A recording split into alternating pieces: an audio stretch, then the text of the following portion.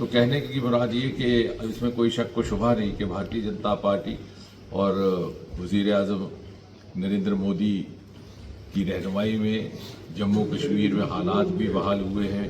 خوشحالی کی راہ پر ایک بار پھر سے سفر کرنے کو ہمارا کارواں نکل پڑا ہے، اور اس لیے مجھے لگتا ہے کہ ہمارے آنے والی نسلوں کے مستقبل کے لیے بھی ہمارے لیے لازم ہے کہ پارلیمنٹ کے دونوں ہاؤسز میں ہماری ایک مضبوط ترجمانی رہے جو وزیر اعظم کے ہاتھ بھی مضبوط کرے اور یہاں کے عوام کی بھی آواز وہاں تک پہنچائے. دنیا میں کہیں پہ بھی جہاں پہ بھی وائلنس ہوتی ہے آخری حل ڈائیلاگ پروسیس ہوتا ہے. ہم آج دیکھ رہے ہیں کہ جو کبھی کانفلکٹ کا ہب مانا جاتا تھا وہ افغانستان ہے، اور آج وہاں کے فائنانس منسٹر انڈیا کے ساتھ کے دورے پہ اس طرح کی ایک پازیٹیو میسج ہے انڈیا میں جو انٹرنیشنل پریزنس آ رہی ہے. میں تو سمجھتا ہوں کہ وادی کشمیر اور جموں کشمیر آزاد خود ایک بہت بڑا پیغام ہے. میں کر رہا ہوں میں موبائل سے کر رہا ہوں. وادی کشمیر اور جموں کشمیر خود ایک بہت بڑا پیغام ہے ساری دنیا کی. شیر لائیں. آپ کو یاد ہوگا کہ سن 1990 سے پہلے جس قدر ہم بڑی تیز رفتار سے ترقی کر رہے تھے، میں تو یہ کہا کرتا تھا کہ شمالی ہند کا یہ حیدرآباد بنے گا سری نگر. آپ کو یاد ہوگا کہ پہلا انٹرنیشنل ایئرپورٹ بھی یہیں پر بنا تھا، اور تب اس زمانے میں نیا ایڈز کا دور آیا تھا بیماری کا، اور سب سے پہلے اسکریننگ ٹیسٹ کسی ایئرپورٹ پر کرنے کا اقدام کیا گیا تھا. تو جو سری نگر ایئرپورٹ اس کو یہ بات دیکھتے ہوئے کہ یہاں پر ٹورسٹ کا بہت زیادہ تعداد میں آنا رہتا تھا، لیکن یکایک نامعلوم کس کی نظر لگی اور ان 30 برسوں میں ہم کئی برس پیچھے چلے گئے. لیکن مجھے خوشی ہے، اور شاید خدا کو یہی منظور تھا کہ مودی جی وزیر اعظم بنے تو حالات بدلیں، اور اس لیے ایک کے بعد ایک ہم معمول کی طرف بھی بڑھ رہے ہیں. ہمارے بچے آج اعلیٰ ترین عہدوں پر قائم ہیں، ہر طرح کے امتحان میں وہ جموں کشمیر کا نام روشن کر رہے ہیں، چاہے وہ سول سروسز ہے، چاہے وہ نیٹ ہے، چاہے وہ JEE ہے، اور سٹارٹ اپس میں بھی.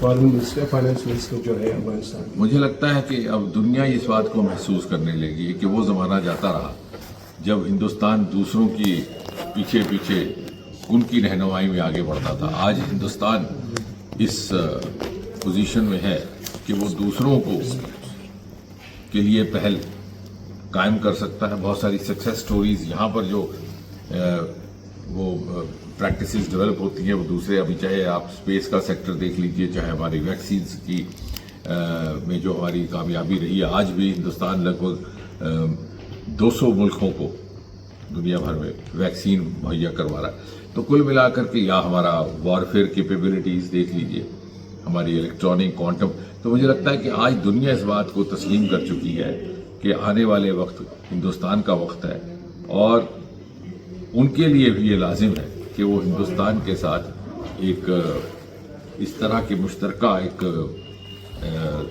کوشش میں مبتلا ہو جائے جس میں ان کی بھی بہبودگی رہے. ڈاکٹر صاحب اپوزیشن ہے وہ ہارس ٹریڈنگ کو لے کے بات کر رہے ہیں جو راجیہ سبھا کی 3 سیٹس ہیں.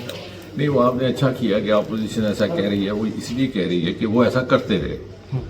جب دوسری پارٹیاں کہتی ہیں کہ Bharatiya Janata party horse trading کرے گی، کراس ووٹنگ کروائے گی، تو اس لیے کہتے ہیں کہ وہ اپنی ذہانت سے دیکھ رہے ہیں، کیونکہ جب وہ اقتدار میں تھے تو یہی کرتے تھے، اور وہ سمجھتے ہیں کہ ہم اقتدار میں تو ہم بھی وہی کریں گے.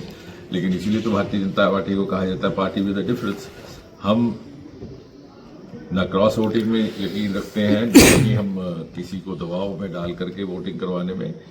ہم جمہوری قدروں میں یقین بھی رکھتے ہیں اور جمہوری قدروں کا عمل بھی کرتے ہیں. جہاں بھارتیہ جنتا پارٹی کا یہاں پر پہنچنا، یہاں اس کا قائم ہونا ایک اچھا پیغام ہے، وہیں ساتھ ہی ساتھ جموں کشمیر آج پوری طرح سے ہندوستان کی جو مین سٹریم یاترا ہے یا مین سٹریم جرنی ہے وزیر اعظم مودی کی قیادت میں، اس کا ایک پوری طرح سے حصہ بن چکا ہے. بلکہ میں تو پچھلے ہفتے جب یہاں تھا تو میں یہ بھی کہہ رہا تھا کہ جب ہم چوتھے درجے سے پہلے درجے کی اکانومی بنیں گے اور وکست بھارت جس کی مودی اکثر بات کرتے ہیں، تو جموں کشمیر جیسے خطوں کی ایک بہت اہم رول رہنے والا ہے.